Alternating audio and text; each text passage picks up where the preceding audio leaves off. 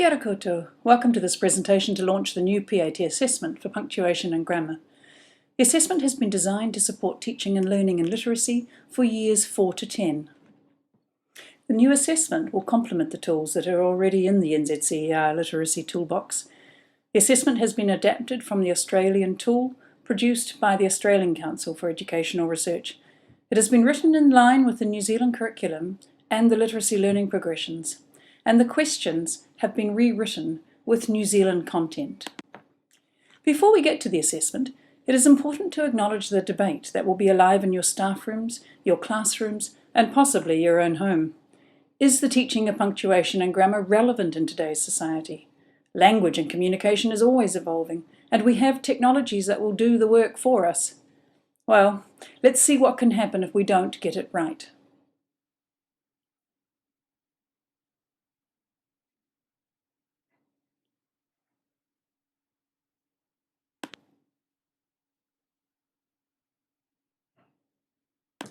Punctuation and grammar are important to teach and to learn. They have an incredible ability to manipulate meaning and are the tools that allow the author's intention to achieve its purpose and direct and engage readers. In particular, they give the writer control of the writing process. Having established the importance of teaching and learning punctuation and grammar, let's take a look at the expectations of the New Zealand curriculum on teachers and schools. By the end of Year 10, students are expected to use and understand a wide range of text conventions, including grammatical and punctuation conventions, appropriately and with increasing accuracy. This quote comes from page 20 of the Literacy Learning Progressions. Teachers have a professional obligation to meet the demands of the New Zealand curriculum. We are given broad direction in the achievement objectives of the English curriculum, and the Literacy Learning Progressions provide greater detail around the benchmarks children are expected to reach by the end of their even years.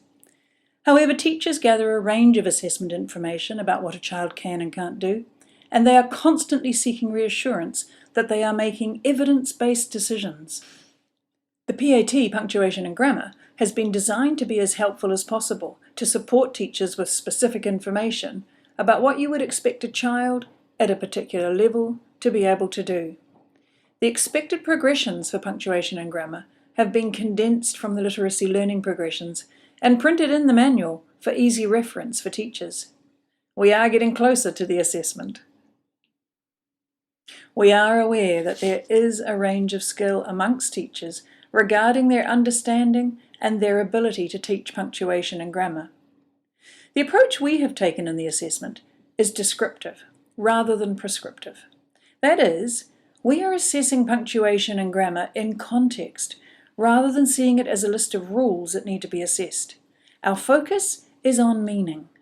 Punctuation is inseparable from grammar. They complement each other. And now the test. There are 7 tests of increasing difficulty, and the assessment is designed for years 4 to 10. The questions are multi-choice, in booklets, and the children use an answer sheet to record their answers. There are 3 types of assessment: punctuation, grammar use, and grammar knowledge.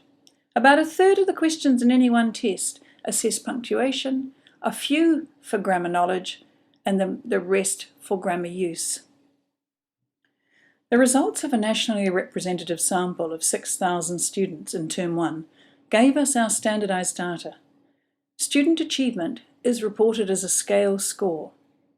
Question difficulties, as related to the responses of those 6,000 students, can also be located on the same scale. It is important to choose the appropriate test for a student's ability. If it is too easy, they won't achieve their potential scale score. But if it's too hard, you won't know what they can do, only what they can't. Once you convert a student's raw score to the scale score, you can place both student achievement and question difficulty on the same scale and clearly see the knowledge and skills they must have to answer the question successfully at this level. In any double-page spread in the student test booklets, the test developers have deliberately put easy and more difficult questions on the same page as encouragement for children to keep going and finish the assessment. The new assessment reports have been designed to provide as much formative information for teachers as possible. There are now 2 individual reports to track individual students, and an analysis of each question to provide both students and teachers with as much information as possible for specific teaching and learning. The new individual report is both a marking sheet with answers given to each question, plus a space to record the student's result, and also a diagnostic tool for teachers to use as they mark. Each question has a detailed classification, plus a description of the knowledge and skill a student needs to answer it correctly. This information is carried over to the second page, where the questions are grouped into the 3 main types. The teacher rules a line through the student's scale and raw score and circles the correct questions. This gives a visual representation of what the student can and can't do.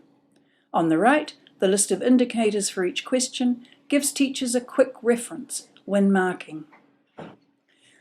In an effort to improve the PAT assessments, we've also included a report that will allow you to track a child from Year 4 to Year 10. Their scale score can be plotted each year, the number of scale scores they've increased being their achievement between 2 tests. Within the manual, there's also a table on page 38 that allows you to calculate the expected progress of a child and/or gender in each year level. Every NZCER teacher manual has these tables, and it is a more accurate and rewarding way to track progress. It can also be used to look at trends and patterns across classes.